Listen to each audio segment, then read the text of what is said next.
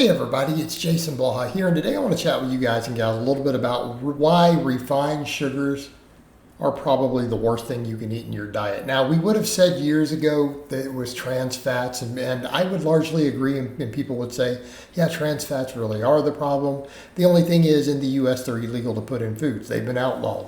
So, people bring that up and they talk about margarine and all these things. It doesn't exist. You can't sell it as food anymore.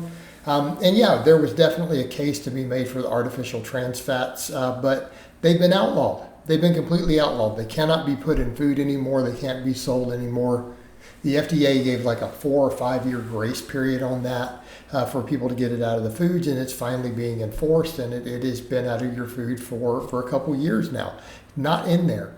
So now, what's the biggest issue? We could argue about certain types of saturated fats, butter. We could argue about processed red meats, right? Bacon, some of the sausages, all that stuff, right? We could make a case for that. But I think when push comes to shove, realistically, the worst thing in our diets these days is refined sugars.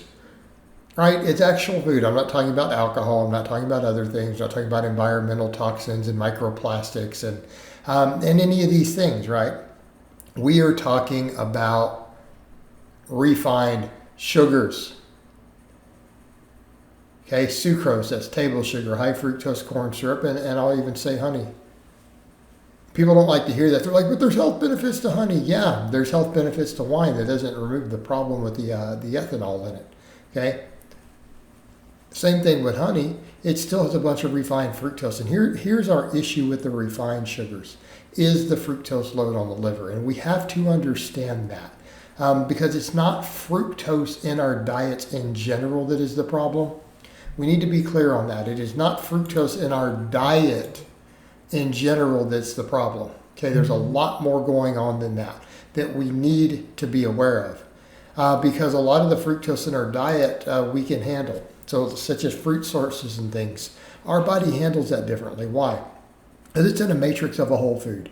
Like we break it down, there's still fiber, there's other chunks of stuff around it after our stomach acids hit it, right? It hits our upper intestine, starts breaking down a little bit of that fructose gets released there, a very small amount, but most of the fruit still remains semi-intact when it reaches our lower intestine, okay? And then our lower intestine has, if we have healthy gut biome, and hopefully we do, well, what happens there? Well, I'll tell you what happens. Our gut biome ferments that fructose and turns it into glucose. Glucose is our body's primary fuel source, okay? And I don't care what anyone tells you, even someone like me who likes to use fairly low-carb diets from time to time, I still understand that we're glucose driven. I still understand that my body is going to make glucose out of the protein and some of it out of the glycerol backings on the fat and everything I eat. Okay, so we need to be clear. Glucose itself is not the enemy. Okay, it's not the enemy. It's a reason I do the lower carbs, and it has to do with again things happening with my GI tract, water. Thermic effect of food by eating proteins and certain types of fats, controlling inflammation. It's nothing to do with glucose in our bloodstream being a problem. Because my body's going to make glucose out of protein and stuff anyways. I'm still going to get it. I'm not worried about it. Okay? It's not the issue. We need to be clear on that. Glucose is not the problem. Fructose is really our problem here in the metabolic health problem. So if you're metabolically unhealthy, glucose starts becoming a problem, but because glucose is the primary fuel source of your body, see where we're about to go with this? When you don't handle glucose well, you are in trouble, my friend.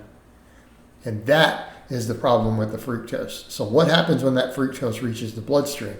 Well, our body, most of the cells in our body don't readily use fructose correctly as a fuel source. In fact, it's somewhat poisonous to some of them, similar to alcohol. So we have some enzymes, and the amount that we produce, people say, well, how much fructose can I have hit my bloodstream? We don't know because it's based on genetics, lifestyle, all sorts of factors, okay? You have an enzyme in there that can convert some of the fructose that reaches the bloodstream, such as the amount that might be in a piece of fruit, easily. No problem. Absolutely no problem converting it to glucose. There's still going to be quite a bit left, though, depending upon what's happening and if you have a refined fructose. Well, that's what happens when you eat the refined sugars. A bunch of that hits your bloodstream. Why? Because it's now just glucose and fructose. Your stomach acids cleave those bonds. It releases a bunch of free fructose that your upper intestine absorbs.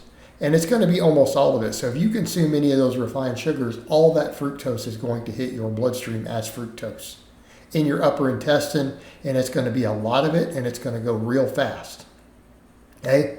That's way faster than any of those enzymic pathways in your bloodstream can convert it to glucose.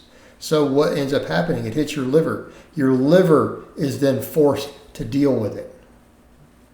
Now, can your liver turn fructose into glucose? Yes. In fact, it's very good at it. The problem is it puts a strain on it.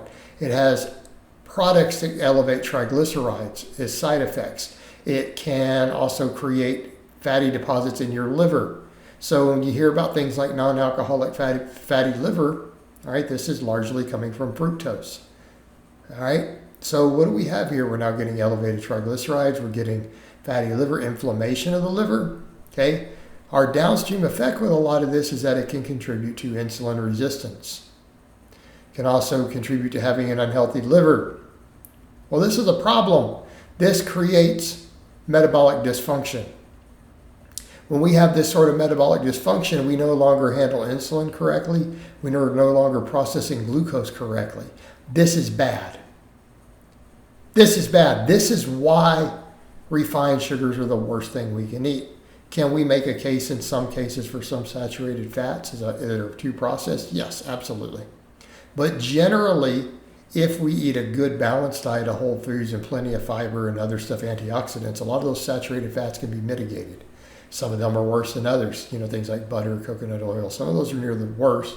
Whereas in stuff in steak, even whole milk, lesser extent eggs, right? Not that bad, actually. It's actually reasonably well tolerated. If you have a balanced diet, no real negative effects like your blood work and everything can be good. It can be great. In the context of, the right other foods, it's not problematic.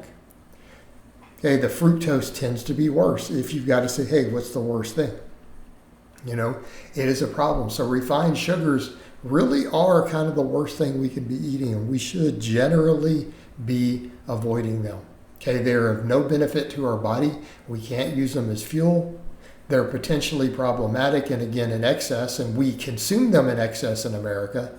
In excess, they create really serious health problems and metabolic dysfunction, and the downstream of that is diabetes, cancer, all these other things. So yes, it is a problem. All right, guys, well, that's really all I have to say on that today. I hope it's been informative, and I'll talk to you guys and gals next time.